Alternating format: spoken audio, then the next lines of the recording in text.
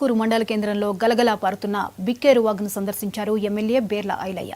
గుండాల మండలం నుండి మోత్కూరు మీదుగా ఆత్మకూరుకు ముఖ్య నాయకులు కార్యకర్తల సమావేశానికి వెళ్తున్న సందర్భంగా బిక్కేరు వాగును వీక్షిస్తున్న రైతులతో కొద్దిసేపు మాట్లాడారు. వారి కళ్లల్లో ఆనందం చూసి పరవశించిపోయారు. కాంగ్రెస్ ప్రభుత్వం వచ్చాక మోత్కూరు బిక్కేరు వాగు 2 సార్లు రావడం, పంట పొలాలు, గ్రామాల చెరువులకు నీళ్లు అందించినందుకు మంత్రి కోమటిరెడ్డి వెంకటరెడ్డికి ప్రత్యేక కృతజ్ఞతలు తెలిపారు ఎమ్మెల్యే.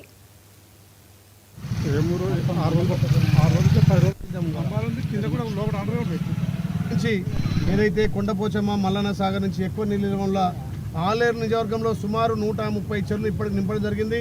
ముఖ్యంగా ఈ బిక్కేరు వాగులు ఇస్తే వేల మంది రైతులకు ఇవాళ భూగర్భ జలాలు పెరిగి వాళ్ళ పంటలు సమృద్ధిగా పండుతున్నాయి. రైతులు చాలా ఆనందం వ్యక్తం చేస్తున్నారు.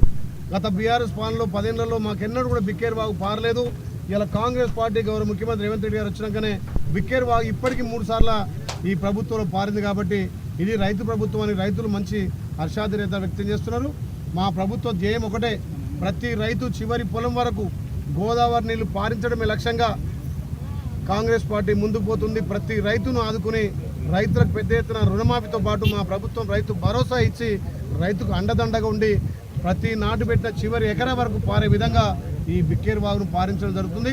సుమారు ఇంకా 10 రోజులు కూడా మా ఎమ్మెల్యే గారు మంత్రుల స్వామి గారు మాకు నీళ్ళు వదిలిపెడతానన్నాడు. వదిలిపెట్టించిండు. ఇలా వీర్లయ్య గారు ఇచ్చిండు, బిజినెస్ వచ్చిండు, చూసిండు, నీళ్ళు అందినాయంటే అన్నీ అని చెప్పినాం. ఆయనతో మాట్లాడినా నీళ్ళు చూసుకుని పోయిండు. ఇవాళ మా ఎమ్మెల్యే గారు మళ్ళీ 12 గంటలకు వస్తున్నాడు. ఆయన సుధా మేము మాట్లాడుకుని మాకు సహకరిస్తున్నాం. కాంగ్రెస్ ప్రభుత్వం వచ్చినాక ఈ బిక్కేరు వాగులకు దీంట్లో 2 కార్ల నీళ్లు మాకు వదిలిపెట్టిండు.